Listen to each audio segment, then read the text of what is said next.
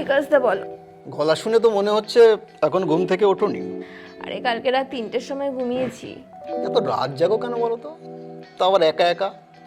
একদিন তো একসাথে একটু রাত জাগতে ডাকতে পারো, আমি গলা খুলে একটু গাইতে পারি তোমার সাথে। এই রাত তোমার আমার শুধু দুজনে। কাজের কথা বলি, আজকে ফাঁকা আছো তো? কখন? এই ধরো বিকেলের দিকে। একটা সিনেমার নতুন প্রডিউসার পেয়েছি, ওনার নাকি স্টোরি স্ক্রিপ্ট রেডি, আর ডিরেক্টর পাচ্ছিল না মনের মতন। আমাদের বাপিদা মানে প্রোডাকশনের ওই যোগাযোগটা দিয়েছে, আমি কল করেছিলাম, বিকেলে যেতে বললো। তুমি যাও, আমি এখন গিয়ে কি করব? আগে সব ফাইনাল হোক, তারপর না হয় আমি যাব। আরে বাবা, হিরোইন তো ঠিক হয়নি এখনো। হিরোইনের সাথে কিছু সাইড ফিমেল ক্যারেক্টার দরকার ছিল, আমাকে ছবি পাঠাতে বলেছিল। আমি ছবি পাঠিয়েছিলাম, ওনার তোমার ছবিটা ভালো লেগেছে। আর বোঝোই তো, ডিরেক্টরের সাথে একটা সুন্দরী নায়িকা গেলে একটু ডিরেক্টর দাম বাড়ে আর কি, এটাই এখন ট্রেন্ড চলছে।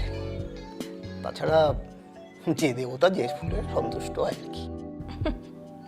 এই শোনো না, বলছি কোনো বাজে ব্যাপার নেই তো? না গেলে কি করে বুঝবো বলো তো? আগে তো যাই, তারপর তো সব কিছু বুঝতে পারবো। এই মেগা সিরিয়াল করে করে না গা গুলিয়ে গেছে আমার। অনেক দিনের ইচ্ছে একটা ভালো সিনেমা করব, সুযোগ যখন এসেই গেল এটাকে আর হাতছাড়া করতে চাই না। গিয়েই দেখি না কি হয়, তুমি না বলো না প্লিজ।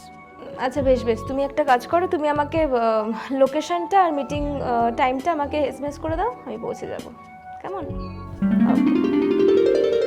স্যার, এর নাম সুমনা, যার ছবি পাঠিয়ে আপনার সাথে কথা বলেছিলাম ফোনে।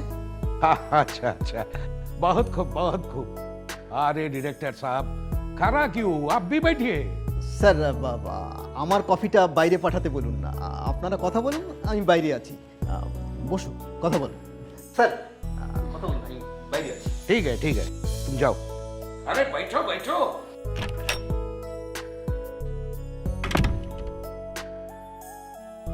আচ্ছা, কি যেন নাম আছে তোমার? সুমনা। বাহ, খুব খুব সুন্দর নাম আছে, লেকিন আমার সিনেমাতে কাম করলে আমি কিন্তু এই নামটা রাখবো না। আমি ওই শুভশ্রী, দেবশ্রী এই টাইপের একটা নাম রাখবো আর কি। এই ধরো ওই রেখাশ্রী। সেসব পরে হবে। বলছি স্যার, সিনেমাটা কবে শুরু করবেন? खूब जल्दी, लेकिन इसके पहले सब कुछ तो ठीक ठाक होना चाहिए ना। मेरे साथ कंप्रोमाइज करने के लिए तैयार हो? तुम्हारा कोई बॉयफ्रेंड है?